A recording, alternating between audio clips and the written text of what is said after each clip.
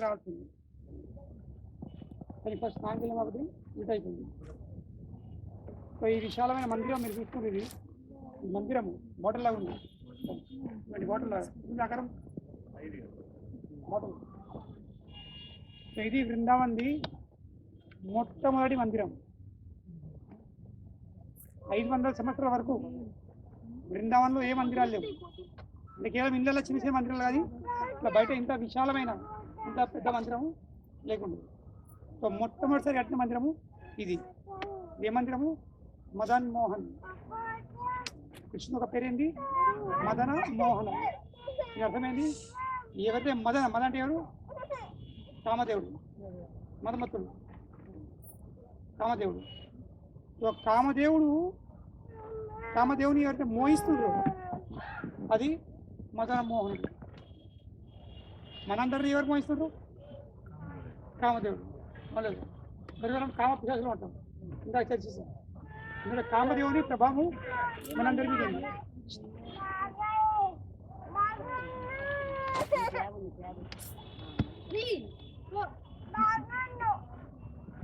అయితే మనమందరము కామదేవుడు మనందరినీ మోహిస్తున్నాం. కానీ ఆయనని ఎవరు మోహిస్తున్నారు? కృష్ణుడు. ఎందుకంటే కృష్ణుని అందం చూసి, కృష్ణుని యొక్క అందం చూసి కామదేవుడు కూడా పిచ్చడైపోతుంది. అది కృష్ణుడు యొక్క అందం.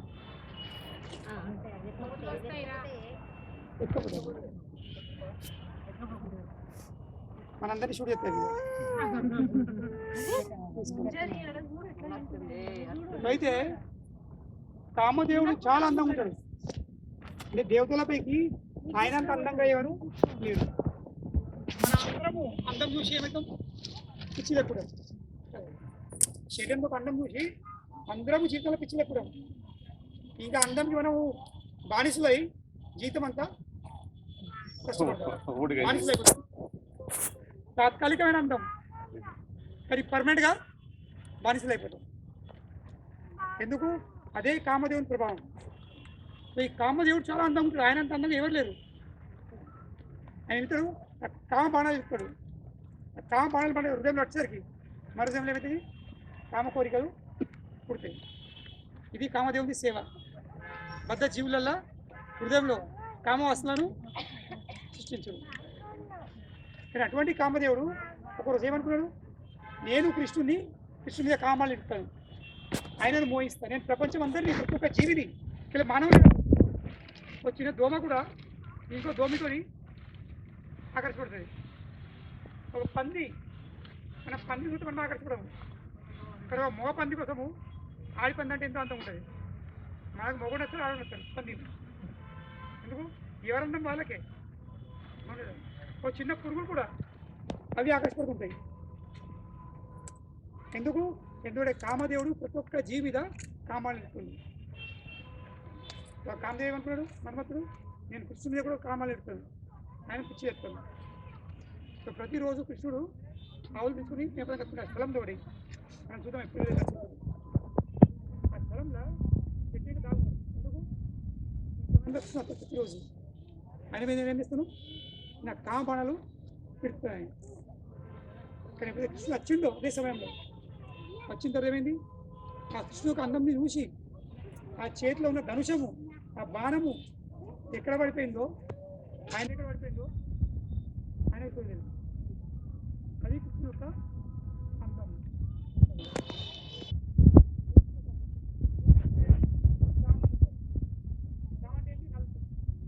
ఇప్పుడు ఈ ప్రపంచంలో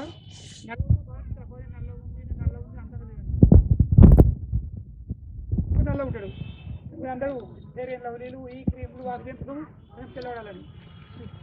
కానీ నేను చూసిన నల్ల ఉన్నట్టు ఓకే, కానీ నల్లల కంటే ఎక్కువ తెల్లనట్టు క్రీమ్ లేదు.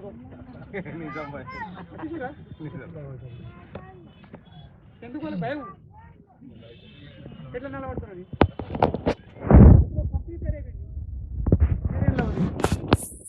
కొట్టారు మరి దేనికోసము? నా అందము, నా తెల్లతనము పోద్దని. నల్లంలోకి ఏం పెంచలేదు. ఏంది ఆ రంగు పోలేదు. దాంట్లో ఏమవుతుంది? అది పర్మనెంట్. అది ఎక్కడే తగ్గదు కాదు. కనుకనే కృష్ణుని చూసి నల్లగా బాధపడకుండా నీ బాధలన్నీ మర్చిపోయి కృష్ణుడు సరే ఎందుకు ఆయన నల్లగా ఉన్నాడు. కానీ ఆయన నలుపు మన నలుపు కాదు, ఒకటి కాదు. మనం నల్లగా ఉండి అందంగా ఉంటాము, కానీ కృష్ణుడు నల్లగా ఉండి కూడా ఎట్లున్నారు? శ్యామ సుందర. సుందర అంటే ఏంటి? అందంగా. అది ఒక అందం. ఆ అందంని చూసి కృష్ణుడు అక్కడే సారీ మధుమతి ఏమైంది? పడిపోయాడు. కనుక కృష్ణుడు చెప్పారు అది మదన మోహన, మదన్ని కూడా మోహించాడు. కానీ ఆ కృష్ణుడు ఎవరి చేత మోపడ్డాడు? రాధారాణి చేత. అందుకే రాధారాణి పేరు ఏంది? మదన మోహన మోహిని. ఆ మదన మోహిని కూడా ఏం చేస్తుంది? మోహిస్తుంది. అది రాధారాణి. అది రాధారాణి పేరు మదన్ మోహన మోహిని. సో ఇక్కడ ఈ భగవంతుని పేరు ఏంది? మదన మోహన్. కానీ ఇప్పుడు ఇది మందిరము 500 సంవత్సరాల క్రితము కట్టడం జరిగింది. కానీ ఇందులో ఉన్న విగ్రహాలు ఒరిజినల్ మా గురువు స్థాపించారు. ఆ విగ్రహాలు ఇప్పుడు ఇక్కడ లేవు. ఆ విగ్రహాలు ఎక్కడ ఉన్నాయి? రాజస్థాన్లో, జైపూర్లో. మీరు నన్ను చూడండి, నన్ను చూసిండ్రా మంత్రి అవుతారు మళ్ళీ. సో కనుకనే ఆ ఒరిజినల్ విగ్రహాలు ఎక్కడున్నాయి? జైపూర్లో. కరోలియన్ జగన్ ఉంది, అక్కడ విగ్రహాలు ఉంది. ఎందుకు?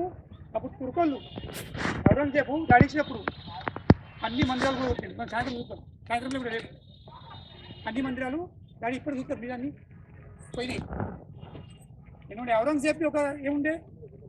ఈ హిందువులది మందిరాలు ఉండకూడదు.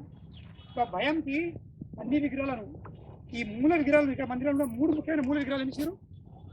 జైపూర్, రాజస్థాన్ పంపించారు. ఇప్పుడు రాజస్థాన్లో తుర్కోలది పరిపాలన లేకపోతుంది. తుర్కోలు అంతా పరిపాలించారు, కానీ రాజస్థాన్లో పరిపాలించాలి. ఎందుకంటే రాజ్పూట్ చాలా గట్టి ఉన్నారు. అన్ని ఒరిజినల్ విగ్రహాలు ఇప్పుడు రాజస్థాన్ ఉన్నాయి.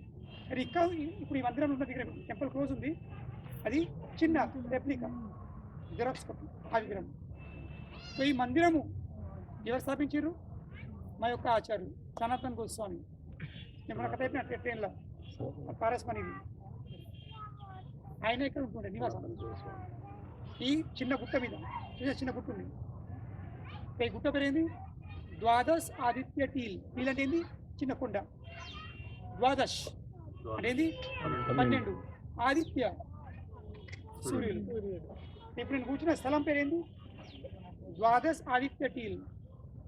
ఎందుకంటే ముంగడం చూస్తాం కాళియ సర్పంని ఇక్కడ కృష్ణుడు నృత్యం చేసి చేసి తన్ని లోటు తరిచిండు. ఆ యమున నదిలో చెరువుల బాగా ఎక్కువసేపు జరిగింది. కృష్ణుడికి ఏమైంది? జలుబు అయిపోయింది, సరిది అయిపోయింది, చల్లెటు చాలైంది. కృష్ణుడు అక్కడికి వచ్చి ఇక్కడ కూర్చున్నాడు. ఆయనకు హీట్ చేయడానికి, ఆయనకు వేడి ఇవ్వడానికి ఎవరు వచ్చిండ్రు? 12 సూర్యులు. మనం ఈ సూర్యుడు కట్టుకోలేకపోతున్నాం. ఆయన కృష్ణుడు 12 సూర్యాలు చుట్టూ తిరిగిస్తున్నాయి. కృష్ణుడికి హీటర్ లాగా ఆయనకు వేడి అందాలని. కనుక దీని పేరు బట్టిది ద్వాదశ్ ఆదిత్య టీల్. టీల్ అంటే ఏంటి? చిన్న కొండ. అయితే మా యొక్క ఆచార్య సనాతన గోస్వామి ఆయన ఇక్కడ ఉంటుండే నివాసం. ఇక్కడ వెళ్తుంటే చిన్న బావి ఉంది ఒకటి. ఈ యమున నీళ్ళు అంటే మొత్తం వృందాలు నీళ్ళు చాలా ఉప్పులు ఉంటాయి. ఆయన ఉప్పులు ఎట్లా సేవకులు ఉప్పు నీళ్ళు ఉప్పులు అంటే కృష్ణుడే ఆ మదన్ మోహనే తన పులం తోడుకొని చిన్న బావి తోడింది. ఆ బావి ఇక్కడ మూల మనం వెళ్ళేటప్పుడు చూద్దాం అట్లా. అయితే ఇంట్లో ఉన్న ఒరిజినల్ విగ్రహం ఈ బృందావనంలో 3 ముఖ్యమైన విగ్రహాలు ఉన్నాయి ఉండేటి. ఏవి? మదన్ మోహన, గోవింద, ఇంకా గోపీనాథ్. ఈ విగ్రహాలను ఎవరు చెక్కించారు? కృష్ణుడు లీలాన్ని ముట్టిన తర్వాత వెళ్ళిపోయిన తర్వాత వైకుంఠ గోలోకంకి మరొక ముని మన్మడు వజ్రనాభ్. ఏం పేరు? వజ్రనాభ్ ముని మన్మడు. ఏం చేసిండు? కృష్ణుని 3 విగ్రహాలు చెక్కిపించిండు 5,000 సంవత్సరాల క్రితం. మళ్ళీ కృష్ణుడు ఎక్కడెక్కడ ఏ లీల చేసిండో ఆ లీలలు మళ్ళీ ఏమంటారు పునర జీవితం చేసిండు. మళ్ళీ 3 విగ్రహాలు చెక్కిపించి 3 కృష్ణుని విగ్రహాలు, 5 శివలింగాలు. మేము సాయంత్రం వెళ్దాం. వృందావన్లో గోపీశ్వర్ మహాదేవ్, మథురలో భూతేశ్వర్ మహాదేవ్, గోవర్ధన్లోనేమో చకలేశ్వర్ మహాదేవ్, కామ్యవన్లోనేమో కామేశ్వర్ మహాదేవ్, ఇంకా నందగావ్లోనేమో నందీశ్వర్ మహాదేవ్. ఈ 5 శివలింగాలు స్థాపించింది. 3 కృష్ణుడి విగ్రహాలు, 5 శివలింగాలు. ఎందుకోసము? శివుడు ఎవరు? క్షేత్రపాలుడు. క్షేత్రపాలు అంటే రక్షకుడు. ఈ స్థలాన్ని కాపాడుతాడు ఆయన. వైకుంఠంని కూడా కాపాడి శివుడే. కనుకనే భౌతిక లోకం ఇంకా ఆధ్యాత్మిక లోకం మధ్యలో ఒక బౌండరీ. ఆ బౌండరీ ఏముంది? కైలాసం ఉంది. శివుడు అక్కడ నివసిస్తాడు క్షేత్రపాలులాగా. అంటే ఏంటి? అర్హత లేని వాళ్ళు ఎవరు కూడా అక్కడికి ప్రవేశించలేరు. అదే ఆయన సేవ, క్షేత్రపాలుడు. సో కనుకనే ఈ విగ్రహాన్ని స్థాపించింది. పూజలు జరిగినాయి, కానీ కాలప్రాంతం ఏమైనాయి? విగ్రహాలు మాయమైపోయినాయి, మంత్రాలు దొరకలేవు. కానీ ఈ విగ్రహం మదన్ మోహన, దీని కింద వృక్షం ఉంటుంది, వటవృక్షం. ఆ వటవృక్షం కింద మా యొక్క ఆచార్యకు దొరికింది, అద్వైతాచార్య. శ్రీకృష్ణ చైతన్య ప్రభో నిత్యానంద శ్రీ అద్వైత ఆచార్యకు దొరికింది. ఆయన కొన్ని రోజులు, కొన్ని ఏళ్ళు ఇక్కడ వీటిని పూజించిండు. తర్వాత ఆయన ముసలి తెలిసిండు. మథురలో ఒక బ్రాహ్మణం ఉంటుండే, వాళ్ళకి అప్పగించిండు, మీరు వీళ్ళ సేవ చేసుకోండి. ఆ బ్రాహ్మణులకు పాపం సంతానం లేదు. సో వాళ్ళు మదన్ మోహన్ని తన కొడుకులాగా చూసుకున్నారు. కానీ ఏమైంది? కాలప్రాంతం వాళ్ళు కూడా ముసలవుతున్నారు. సో నా భక్తులు ముసలవుతున్నారు, నా సేవ చేయలేకపోయి భక్తులు బాగా. ఒక రాత్రి అలా ఇద్దరు భార్యవతులు కళలు వచ్చి మదన్ మోహన్ ఎందుకుంటూ, రేపు పొద్దున ఒక సన్యాసి వస్తాడు, మీరు నన్ను ఆయనకు అప్పగింది, మీ వాళ్ళని కాదు అంటే వీళ్ళకి ఇక సత్యంత బాధ. ఎందుకు? ఇక వాళ్ళు ఉన్నారనే మేము బతుకుతున్నాము, ఇక వాళ్ళు ఆయన లేకపోతే మేము జీవితమైందని. కానీ కూడా భగవంతుడు చెప్పింది కదా, భగవంతుడు మాట ఉంది, తప్పలేము. సో శాంతన్ గోస్వామిది ఒక గుణం ఏముండే? ఆయన ఎప్పుడు ప్రచారం పెడుతుంటాడు. ఆ రోజు ఇప్పుడు మన శాంతన్ గోస్వామి ఆ బ్రాహ్మణుల ఇంటి కూడా వచ్చిండు. వచ్చేసరికి ఇక దేవుడు చెప్పే శాంతన్ గోస్వామి అక్కడ చేరుకున్నాడు. వీళ్ళు ఏం చేసారు? ఆ మదన్ మోహన్ విగ్రహం తీసుకొని మనకి ఇచ్చేసారు. వినట్టు అబ్బా నేను సన్యాసి ఉన్నా, నాకు ఉండడానికి ఇల్లు లేదు, నేను ఈ విగ్రహం తీసుకొని ఎక్కడ పెట్టుకుంటా, ఎక్కడ పూజలు చేస్తా, నా వల్ల పని కాదు. కానీ అంటూ లేదు అయ్యా, దేవుడే ప్రత్యేకంగా మాకు చెప్పిండు, కనుకొని మీరు తీసుకోవాల్సిందే. ఇక దేవుడు చెప్పిన ఏం చెప్పింది? ఆయన తీసుకొని వచ్చిండు. విగ్రహం చాలా పెద్ద ఉంటుంది, 4 ఫీట్లు. మీరు కరోలి పోతే అక్కడ కనబడుతుంది, 4 ఫీట్ల విగ్రహం. ఆ విగ్రహం తీసుకొని ఇక్కడికి వచ్చేసింది.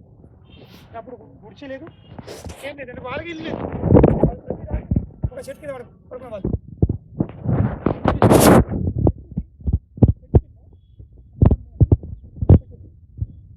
అయ్యా నివాసము ఇదే, ఈ వృక్షమే.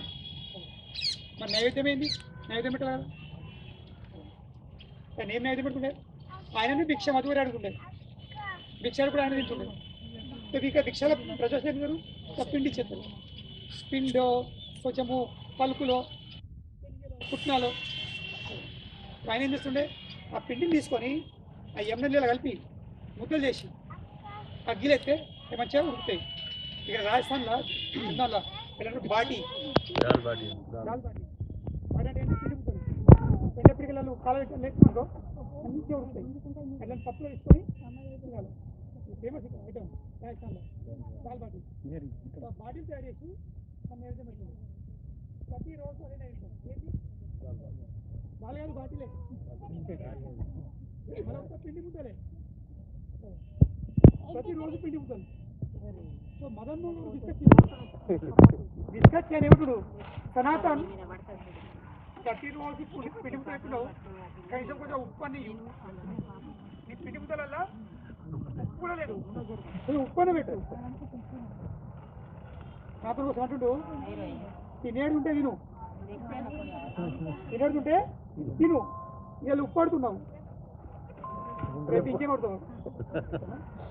నేను ఆ పని కోసం రాలేను, ఇక్కడ నాకు ఎన్నో పనులు ఉన్నాయి. చైతన్య మహాప్రభుకి ఎన్నో పనులు పిలిచిండు. నాకు పుస్తకాలు రాసేది ఉంది. అన్ని స్థలాలు చాలా భగవంతులు, అన్ని మాయమైన స్థలం మళ్ళీ తెలిసిపించేది పునర జీవిత విషయం ఉంది. మదన్ మోహన్ గమ్మన ఇది భక్తుల ప్రభావం. అంటే వాళ్ళు భగవంతుడు కూడా ఎదిరియచ్చు. ఇంకా ఇది బృందావనం. బృందావనంలో భగవంతుడు నేను దేవాది దేవుణ్ణి, నేను అనంత కోటి బ్రహ్మాండ నాయకుడిని, నేను లక్షల వేల లక్ష్మిల భర్తను అని విశేషిస్తాడు, మర్చిపోతాడు. బృందావనం అంటే ఏంటి? బృందావనం అంటే ఎక్కడైతే కృష్ణుడు తన హోదాను మర్చిపోతాడు. సో కనుకనే అటువంటి భగవంతుడితో మనం సంబంధం చేసుకోవాలంటే కండిషన్ ఏముంది? ఏంది? మనం కూడా మన కండిషన్లు ఇంకా చర్చించాం కదా. లేకుంటే ఏమన్నాడు? ఏం నడిది మార్గంలో కూడా భగవంతుడు వదిలిపెడుతుండు. మనము ఎంత రోజులం కాము, ఒక మాట అంటే పడతామా? ఎంత రేషం ఉంటుంది మనకు? నీ లెక్క ఎంత, నువ్వెంత అని అది ఒక్క మాట అంటే బతిస్తాం మనం. ఒక్క మాట నువ్వు దొంగటే, నువ్వు దొంగ, నీ అయ్యే దొంగ, నీ తాత దొంగ, నీ పంచం అన్నాడు. అన్ని ఇస్తాం, మొత్తము జాతక తీసేద్దాం మనం. కానీ బృందావనంలో భగవంతుడు ఏమవుతుండు? వెన్న దొంగ అవుతుంది, దొంగలిస్తుడు. నేను బద్నాం అవుతా, నా పేరు పాడుతుంది, ఎప్పటికీ నేను దొంగ చెప్పడం జరుగుతుంది. పర్వాలేదు. ఎందుకంటే భగవంతుడి ఆలోచన ఏముంది? నేను దొంగలిస్తే, నా దొంగలించు ద్వారా ఒకవేళ నా భక్తులు సంతోషపడినట్టయితే నేను దొంగడని కూడా వెనకకు రాను. ఇది భగవంతుడు. సో కనుకనే భక్తులు ఎట్లుంటారు? మీ సంతృప్తి కోసము నేను కూడా ఏమనడానికి సిద్ధంగా ఉంటాను. ఒక విధంగా చూస్తే భగవంతుడు ఇంకా భక్తులు ఏమంటుంది? పోటీ. ఈ నా సంతృప్తి కోసం నువ్వేం చేస్తావు, నీ సంతృప్తి కోసము నేనేం చేస్తా. ఇది అంటారు ప్రేమ. దీన్ని అంటారు ప్రేమ. ఎక్కడిది భావం ఉంటుందో అక్కడ ప్రేమ అంటారు. ఈరోజు ఏ సంబంధం లోపల ఈ భావం లేదు కనుకనేది ప్రేమ కాదు. అదేంటి? కేవలం కామ. కామ అంటే ఏంటి? నాకు ఎదురు వ్యక్తికి వెళ్ళే ఎంత నేను పిండుతాను, నాకెంత లభిస్తుంది. కానీ మనం మర్చిపోతాము, ఎదురు వ్యక్తి కూడా అదే అనుకుంటుంది. అవును లేదా? నేను పిండుతా, ఇంకో వ్యక్తి ఉంటుంది నేను పిండుతా, ఇద్దరు పిండిసరికి ఏమవుతుంది? ఎంతసేపు పిండుతావు? ఎంతసేపు పిండుతావు? ఇంకెంతో ఉంటుంది. చెరుకుని ఒక్కసారి వేయచ్చు, 2 సార్లు వేయచ్చు, 3 సార్లు వేయచ్చు, 4 సార్లు 10 సార్లు, లాస్ట్కి పెట్టాలి తిప్పిరాయి అని పారేసుడే. కనుక ఈరోజు సంబంధాలు ఎందుకు విరిగొస్తున్నాయి? ఎందుకంటే సంబంధం లోపల కామ ఉంది, ప్రేమ లేదు.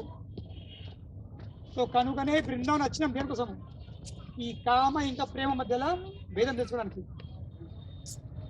అరే భగవంతుడు ఆయన దేవాది దేవుడు. గోపికలు అంటున్నారు కృష్ణ ఎగురు. ఎగిరినావు అనుకో నీకు ఒక దోషుడు మధ్యలో అయిపోతుంది. దోషుడు మధ్యలో అయిపోతాము, ఎగురు. ఇప్పుడు ఊర్లల్లో పెళ్ళప్పుడు దోస్తులు పిలుచుకుంటారు, రారే ఎగురుదు రాని. వాడేమంటాడు? ఓ టెంపో నింపినా లేదా? కొడుకు అంటున్నాడు పెళ్ళప్పుడు, అయ్యా డాడీ 1,00,000 రూపాయి, బాపు 1,00,000 రూపాయి ఇయ్యే. దేనికి రా? సోపుతోలు వస్తారే.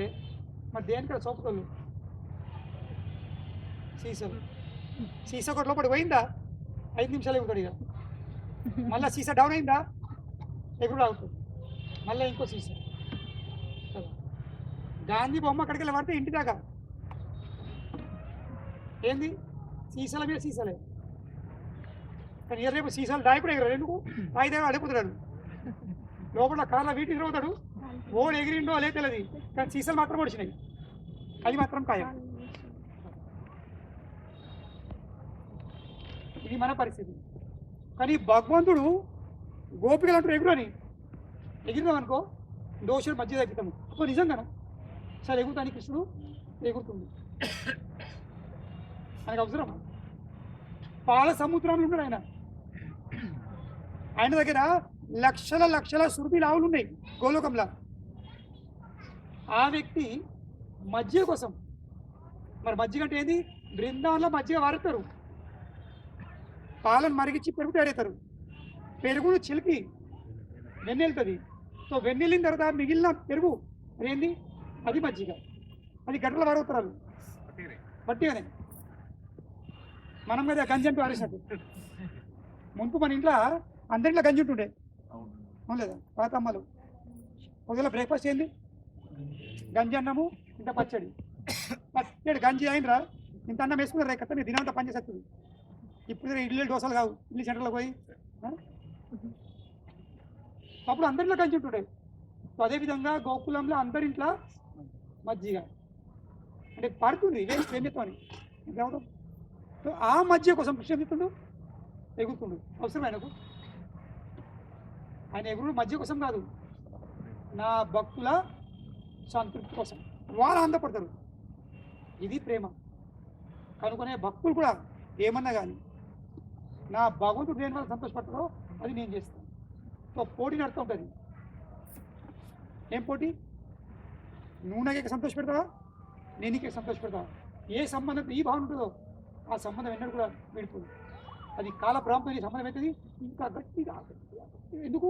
ఎందుకంటే అది ప్రేమ ఉంది. కానీ ప్రేమ ఇది కేవలము భగవంతుడు ఇంకా ఆత్మ ఇంకా పరమాత్మ మధ్య జరుగుతుంది. శరీరం మధ్యలో ప్రేమ ఉండదు, ఆత్మ మధ్యలో ప్రేమ ఉండదు. ఆత్మ ప్రేమ అన్నప్పటికీ ఈ పదము కేవలం ఇంకా ఆత్మ పరమాత్మ మధ్యలో సంబంధంకే ప్రేమ అంటాము. దాని తప్ప అన్ని సంబంధాలు ఏంటి? కామ. నాకేం దొరుకుతుంది, నేనెంత సంతోషపడతా, నేనెంత సుఖపడతా, నాకెంత రసం వస్తుంది. కనుకనే సంబంధాలు ఉన్నాయి. నువ్వు నా ఇబ్బోకు, నేను నీ ఇబ్బోకుతా. ఎంత నువ్వు నా ఇబ్బోకుతున్నావో అంత నేను నీ ఇబ్బోకుతా. ఏ క్షణం నువ్వు మానేసిన వదిలిపెట్టావా? నేను వచ్చేది ఎందుకు?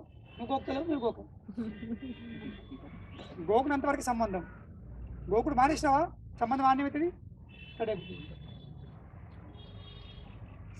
సో కనుకనే సనాతన గోస్వామి ఇంటి ముందు పెడుతుండు, కృష్ణుడు హాయి తింటుండు. ఎందుకు? నా భక్తులు సంతోషపడదు. కానీ దాని తర్వాత ఏమైంది? ఒకరోజు ఒక పేద బిజినెస్ మ్యాన్, వ్యవసాయదారుడు తన లక్షల సామాను పంజాబ్కి వెళ్తుంది, యమునా నది మీదకి వెళ్ళి ఢిల్లీకి వెళ్ళి అటు మథురకు వచ్చి అమ్మెత్తాను. మొత్తం అందులో ఉప్పు ఉండే, ఇంకా వేరే సామాను. ఏమైంది? యమున నీళ్ళు తగ్గేసరికి ఆ మడుగుల పడవ తిరిగిపోయింది. కనుకోలేదు. ఇక ఆయనకి ఏమనిపించింది, ఇక ఈ పడవ సామాన్య వాయిన బతుకు అయిపోయింది. ఇక ఎందుకంటే నా జీవితాన్ని పెట్టుబడంతా నేను పెట్టు మధుర చమ్మెత్తాను, నాకు లాభం అవుతుంది. కానీ పడవ ఇప్పుడు కలుసుకోలేదు. ఎట్లా చేసి బయటకు వచ్చిండు, బృందానికి వచ్చిండు. ఇక్కడ వచ్చి వాళ్ళు ఉన్నారా మీ దగ్గర గ్రామస్తులు, మన ఊర్లో కదా ఎట్లా పడినా పట్టిందా, ట్రాక్టర్ పాడైందా, ఎడిపోతాం, అందుబాటు ఊళ్ళో పోతాం, గ్యారేజ్ ఉందా లేదని. సనాతన గోస్వామి ఊర్లోకి వచ్చిండు.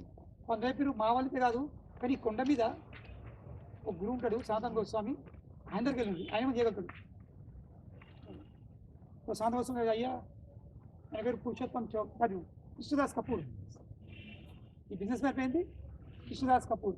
ఆయన వచ్చి అయ్యా ఈయన బతుకు మీ చేతి ఉంది, మీరు ఏం చేస్తారో చేయండి, ఆయన పడవను ఎట్లా పడిస్తారో. సనాతన గోస్వామి ఏం బాధపడదు.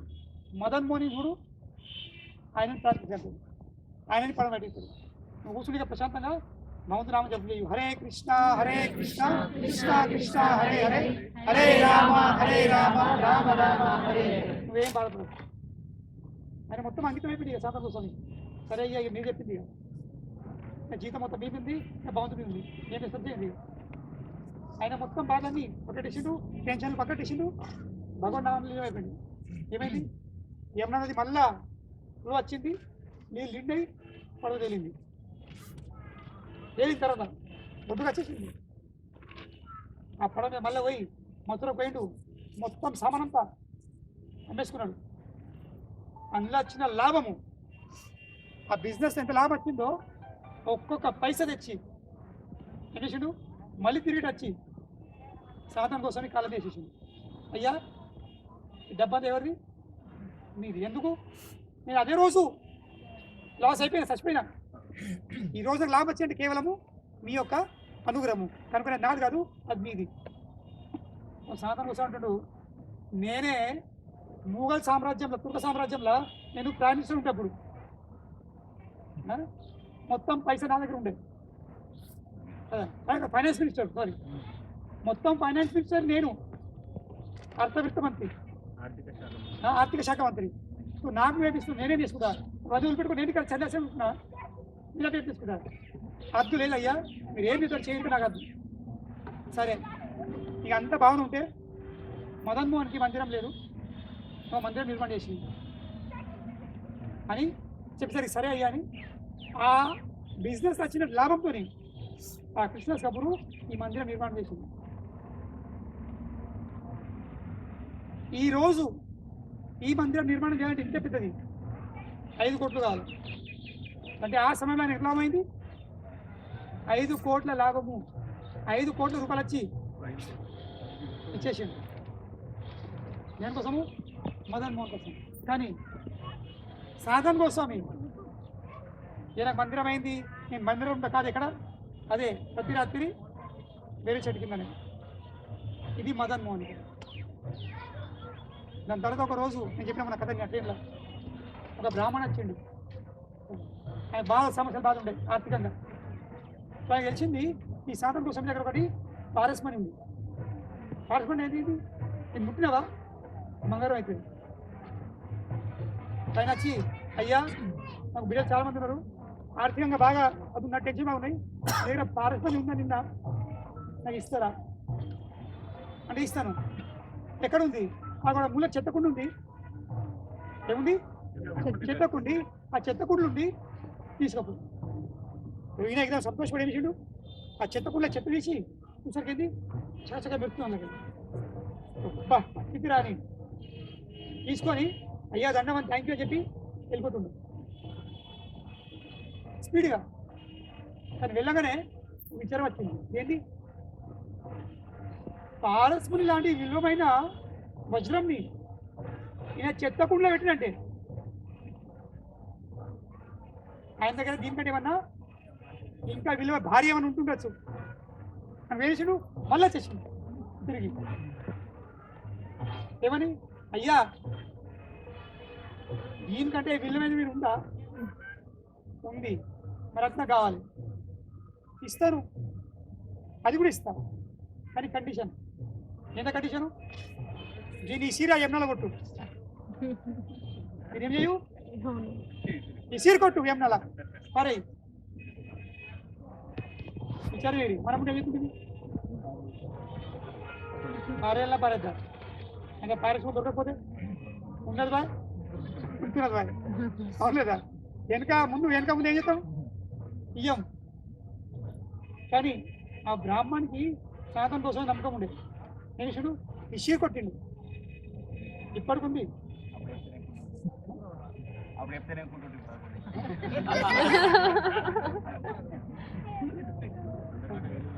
లేకుతుర్రలేక దాంతో మీరు కూడా జల సమాధ బంగారం అయితే ఇనుముడు ముడితే చెప్పుర్రి మీ ట్రాక్టర్ని ముట్టినరా బంగారం ఇప్పటికుంది అది ఎప్పుడన్నా ఉత్తప్పుడు జ్ఞాపకాన్ని మళ్ళీ వెళ్ళాం కదా తెలుసు ఒకరు వస్తారన్న దేనికోసము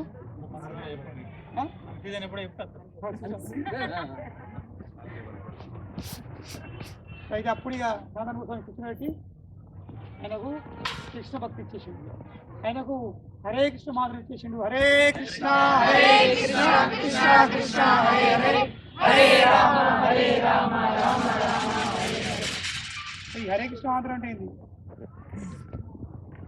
అన్ని వజ్రాలు ఫెయిల్ తిరుమల ఎందుకంటే ఎన్ని వజ్రాలతో ప్రాప్తి పొందదో అది కేవలము ఈ హరే కృష్ణ మహామంత్రంతో లభిస్తుంది.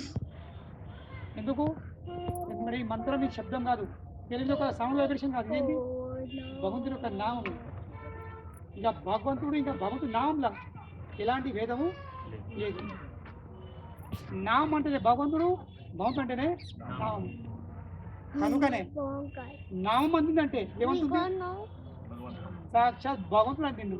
ఇక భగవంతుడు వచ్చిన తర్వాత వజ్రాల కాని పొందిన తర్వాత వజ్రాల ఖని పొందిన తర్వాత మైన్స్ ఖని గని పొందిన తర్వాత నువ్వు రోడ్డు మీద కాచిముక్కలు ఎక్కుతావు.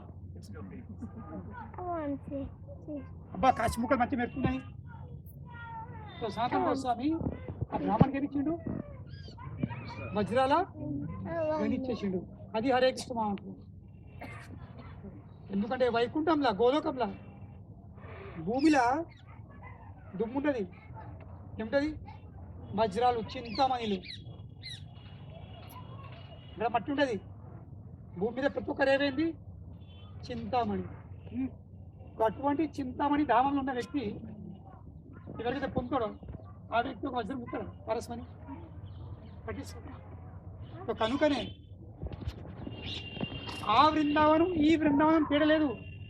ఇలాగోరి అది వేరే ఇది వేరా.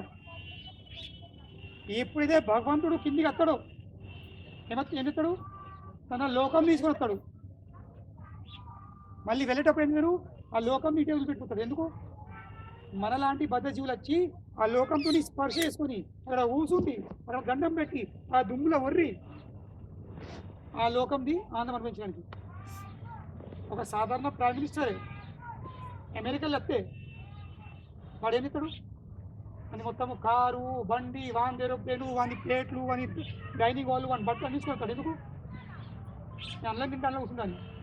ఒక సాధారణ వ్యక్తి విష్ణు కూడా దిగినప్పుడు ఇట్లా దిగాడు, మొత్తం తన లోకం తీసుకొస్తాడు. సో కనుకనే ఈ బృందావనంలో ఆ బృందావనంలో ఏం తినలేదు. సో కనుకనే ఈరోజు మనం ఎక్కడ ఉన్నాము? ఉత్తరప్రదేశ్లో లేము, మనం గోలోక బృందావనంలో ఉన్నాము. మనం ఈ భారతదేశంలో లేము, కానీ మనము బృందానికి వచ్చేసాము, ఆ వైకుంఠంకి వచ్చేసాము. కానీ ఎట్లా వచ్చినామో మనం సాయంత్రం చర్చిస్తాం. యాక్చువల్లీ అది ఫస్ట్ క్లాస్ ఉండేది, మొట్టమొదటి క్లాస్ తర్వాత చెప్తారు. సో కనుకనే బ్రాహ్మణ తృప్తిపడ్డాడు.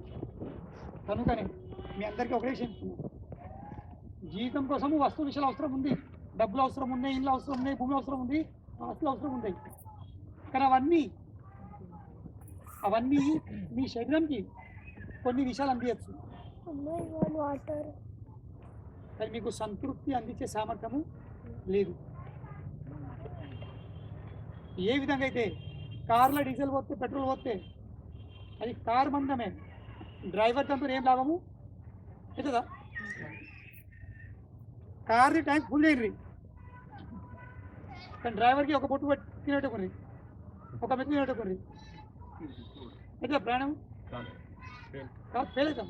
లేక కేవలం డ్రైవర్కి తినేట్టుకుని మళ్ళీ వేయకుండ్రి అర్థం అర్థం.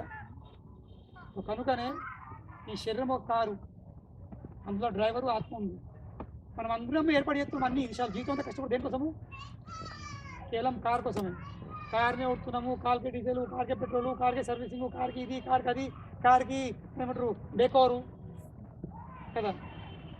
మెట్ల డెకోర్ చేస్తాము, ఏం చెయ్యు? ఈ స్టిక్కర్ లాంటి పెట్టుకున్నాం, ఆ స్టిక్కర్ లాంటి పెట్టు, కొంచెం ఇది చెయ్యు, కొంచెం ఇది చెయ్యు, సీట్ కవర్ అయ్యు. కానీ డ్రైవర్ విషయం ఆలోచిస్తలేము.